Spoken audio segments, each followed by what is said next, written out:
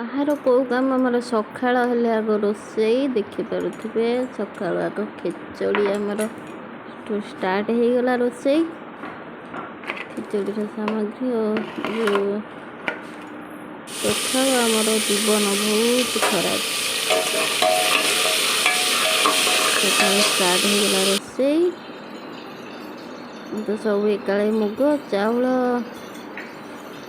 ଲୁଣ ଚିନି ସବୁ ପକେଇ ଦେଇଛି।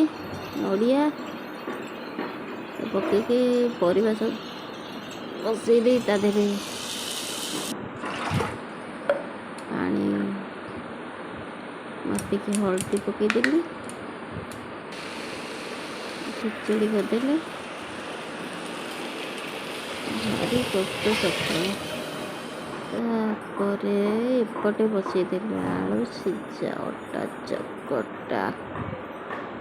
ଖେଚଡ଼ି ହେଇଗଲା। ତାପରେ ହେଇଗଲା ଆଳୁ ପରଟା। ଅଂଶୁର ଗୁଗୁଲ ନେଇକି ଯିବି ଆଳୁ ପରଟା ଚଟଣିଟା ଚକଟିଦେଲି। ଅଂଶୁ ପାଇଁ ପଳେଇ ଆସିଲା ଦହି। ଖେଚଡ଼ି ଖାଇକି ସ୍କୁଲ ଯିବ। ଅଂଶୁ ଦେଖିକି ଇଏ କ'ଣ ଆଜି ଖାଇବା? ଇଏ ଗୋଟେ ହେଲ୍ଦି ଖାଇବା। ସେ ଜାଣିନି ଜମା ସେଇଟା ହେଲ୍ଦି ଖାଇବା ଦହି ଖେଚଡ଼ି ବହୁତ ଭଲ। କେମିତି ଲାଗୁଛି? Very bad. କେମିତି ମୁହଁ କରିଛି ଲୋ ମା।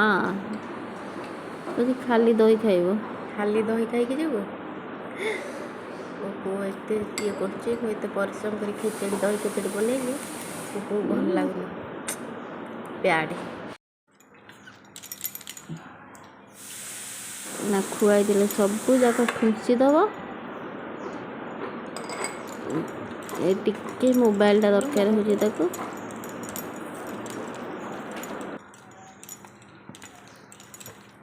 ସବୁ ଛୁଆମାନେ ଚାହାନ୍ତି ଯେ ତାଙ୍କ ମାମା ମାନେ ତାଙ୍କୁ ଖୁଆଇ ଦିଅନ୍ତୁ।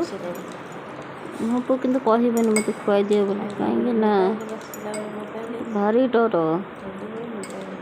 ଖୁଆଇ ଦେଲେ ଖାଇଦେବ।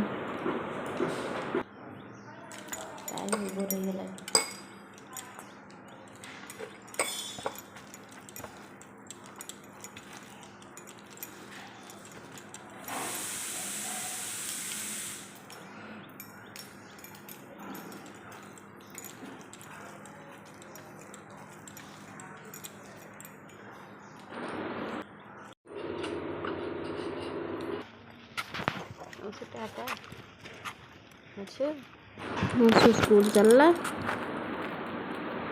ଥରେ ଗୁଗୁ ପଳେଇ ଆସିଲା ସ୍କୁଲରୁ। ଆମେ ଚାଲିଲୁ ଭୋଜି ଖାଇବା ପାଇଁ। ଅଂଶୁକୁ ଏଠୁ ନେଇଗଲୁ ଆଉ ଗୋଟେ କିଏ ସ୍କୁଲରୁ। ଏପଟେ ନା ରହ ହଉନି। ମୋତେ ଦଉନ ପିନ୍ଧିବି।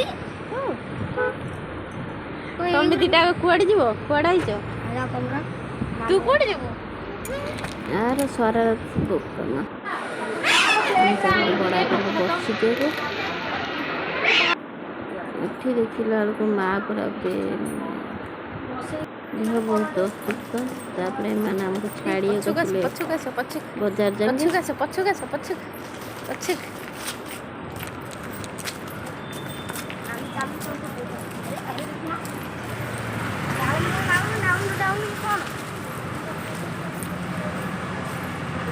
ଘରକୁ ଆସିକି ଏତେ ଆରାମ ଲାଗୁଥାଏ।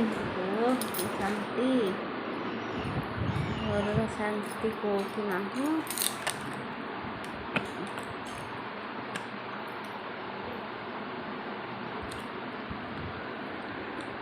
ଗରମରେ ବାଏ।